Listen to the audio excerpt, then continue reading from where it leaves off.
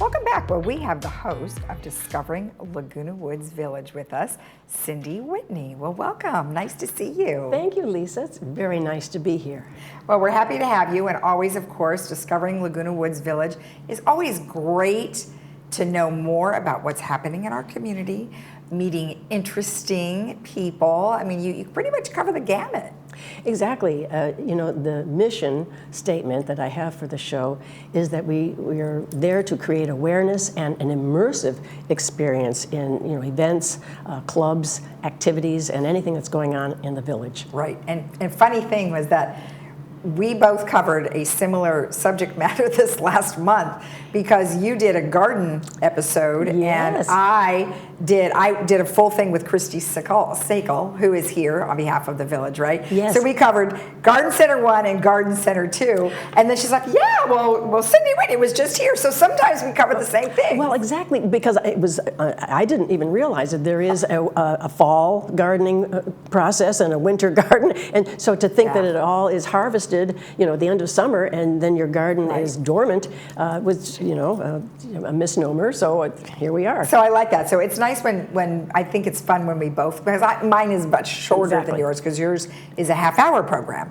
It is. Right, so you have a lot more time to really dive into certain things. Yes. So tell me a little bit about how you're supporting the village, right? Like, I mean, you obviously support because you're bringing information to everybody, but what else? Well, the way I bring information, I think, is the way our show is a little bit different. And we are coming into our 7th year now, so we're celebrating that, and I'm really excited about that. But it began by, when I moved here 8 years ago, I realized that the community does a great job of letting us know what's available, what time it happens, where it happens, and so forth. But I'm kind of a visual person, and I needed to know more about what it looks like. What's it going to be like? What's the experience that I'm going to have? So I thought, and now I came here to be in Clubhouse 4 and do things in Clubhouse 4. That was my main goal, to come to Laguna Woods. So what I would notice was people would open the door because they were curious, and they'd look in to the jewelry studio, and they see people with torches, big flames sticking out of them, and grinders and saws and things, and they would shut the door and we'd never see them again. So I said, this is crazy, because if you just take 2 classes with the Emeritus program, in that site, you will learn the safety protocols, you will learn how to operate all of the pieces of equipment and tools in there, and you can make astoundingly beautiful things. So I said, we're going into Clubhouse 4. We did 2 episodes with all of the studios. We did lapidary and wood shop and ceramics and jewelry and the less lethal sewing photography. Less lethal.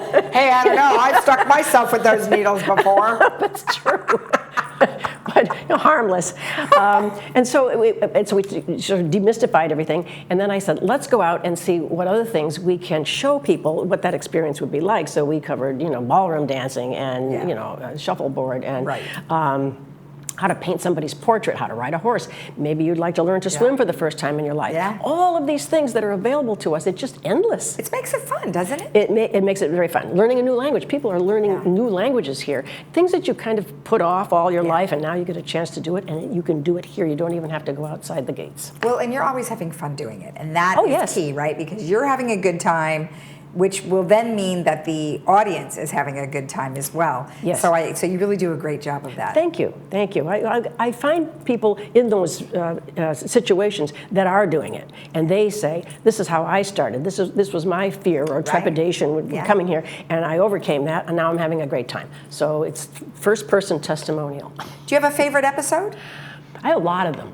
I go in with wide-eyed wonder because I haven't done any of these things either. So to me it's all new, and so I love hearing about it. But I did love the centenarians. We had a chance to interview a number of our centenarians, bless them, and I did about 5 of those interviews.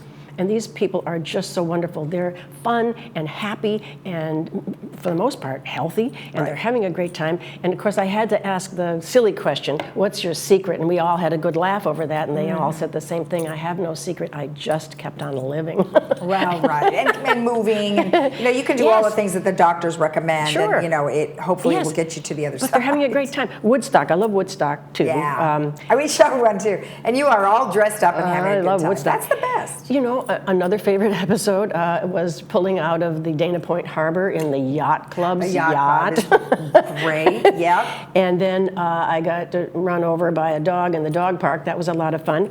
And then, just basically meeting extraordinary people. Right. And two that come to mind, really off the top of my head, are Selma Buckstein, the last doll lady, and a member of Clown Alley, Yep. and the indomitable, wonderful, happy, cheerful Holocaust survivor, Ed Hoffman. Right. Right. Just amazing people. Yeah. Yeah. Well, you've covered a lot. I think it's great.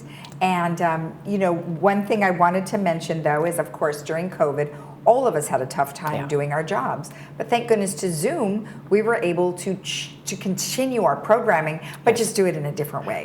Right. I mean, I do a show about going places and doing things. So how do we reverse that and have people still do things, but do them in their own home or in some other way? Right. So we did have our shows on Zoom for that whole year. Margot Flynn came on and showed you how to make found object art in your home. Nancy Clan Morin talked about writing. Did you want to write your memoirs or poetry or a great American novel, which she has written? All of these things. We also promoted different things. Care kits. Richard and Sue Snyder are big on every time there's a food drive, they're there. Food drives, care kits, blood drives. And also, we brought in Eileen Lenson, who is a psychotherapist, and she has written a marvelous book called Overcoming Adversity. So she talked to us about perseverance and courage and hope. And so we did all we could to help people sitting in your home think differently about the experience that you're living through. We're all living through it, but maybe you can think differently about it. I think you're right, and I think that everybody who has a show on Channel 6, that we were able to really do a lot of that. And the other thing that Zoom afforded us, obviously, was to be able to go anywhere around the world and talk to somebody, rather than obviously having them come here. So it worked out really well. Yes. And then one last quick thing is, when can we see you? It looks as though we can see you on Wednesdays. Oh, yes. I'm so used to saying this. Wednesday and Sunday mornings at 9:30 a.m. on Village Television, and anytime you want on YouTube. That's right. They can go to our YouTube channel, which is Village Television, and see you there. Yes. Thank you so much. Oh, it was it's my very nice pleasure. to see you. Appreciate it. Nice to have me come over. All right. Thank you. And as Cindy mentioned, you can always see her program on our YouTube channel, which is Village Television, and you would just type in Discovering Laguna Woods Village. We'll be right back.